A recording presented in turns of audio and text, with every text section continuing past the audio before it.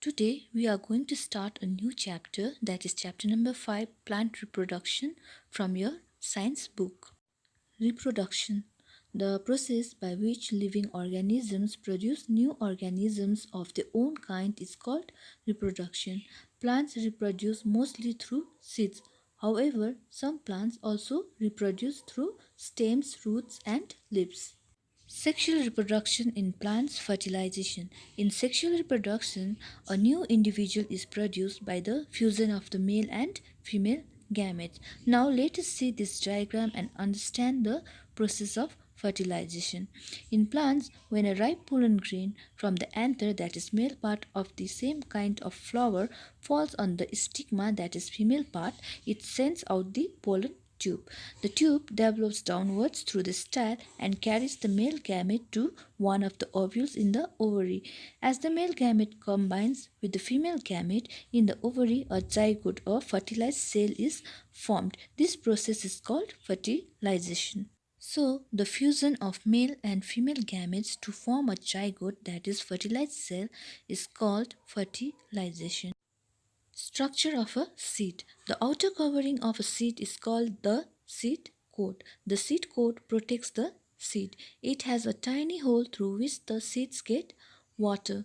When the seed is opened, we see cotyledons or seed lips, which has two parts, that is leaves and root. Cotyledons store food for the embryo, which is a young plant. Germination. When a seed receives sufficient air, water, sunlight and nutrients, it grows into a new plant. This process is called germination. When a seed falls on the soil or is planted, it needs the right condition to grow. Now, let us discuss about the stages of germination. As we see in the diagram, the seed is buried in the soil. It gets warmth and water. The seed coat absorbs water and becomes soft. The cotyledons also become soft and open out. The baby plant develops roots which grow downwards in search of water. Then the shoot grows upwards towards sunlight. Cotyledons provide food to the growing plant till leaves appear. Then leaves appear on the shoot. This young plant is now called a seedling. The seedling absorbs water and nutrients from the soil with the help of its roots. The stem grows stronger and more leaves appear. The cotyledons dry up and fall off. The seedling thus grows to become a new plant. Now, seed dispersal. In nature, there are many ways in which seeds are scattered away from the parent plant. The process by which seeds travel away or are scattered away from the parent plant is called seed dispersal. Here are some ways by which seeds disperse. Dispersal by wind. Seeds from plants like dandelions, maple are very light. These seeds are carried away by the wind. This is known as dispersal by wind. Dispersal by water. The seeds of some plants that grow near water are light and filled with air, which helps them to float away in the water.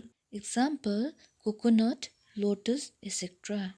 Now, dispersal by animals. Animals can disperse seeds by excreting or burying them. Animals, including humans, eat fruits and throw away the seeds. These seeds sometimes grow into new plants.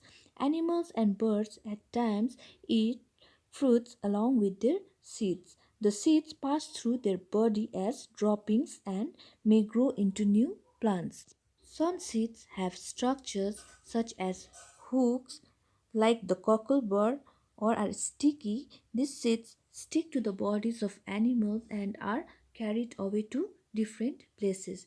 There they grow as new plants under suitable conditions. Now, dispersal by force or explosion. Some plants like pea plant burst open when they become dry. The seeds are thrown out of the fruit and get dispersed. Example, pea plant. In the next video, we will discuss about vegetative reproduction.